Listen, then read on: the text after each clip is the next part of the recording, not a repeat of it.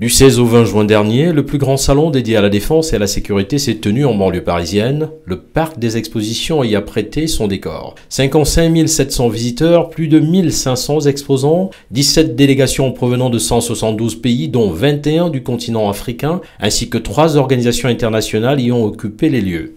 Cette édition a confirmé une forte implication dans l'industrie de pointe, les secteurs de l'innovation, des nouvelles technologies, notamment celles liées à l'optique, à la robotique terrestre, à la communication satellitaire civile, secteur en forte évolution depuis quelques années, répondant ainsi aux attentes du Proche-Orient et du continent asiatique. Dans un contexte international où le commerce sud-sud se développe, les cyberguerres n'ayant remplacé les conflits traditionnels actuels, la Somalie, le Sud-Soudan, la RCA, le Mali, bon nombre de pays de notre continent sont en situation de post-conflit ou en conflit, augmentant de fait la commande en armement.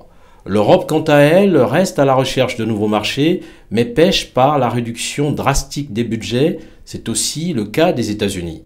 La présence physique de l'Afrique du Sud dans cette édition est le signe de sa forte implication sur de nombreux terrains opérationnels, à l'exemple de la Somalie avec du matériel lourd et blindé, ainsi que de nombreux équipements légers.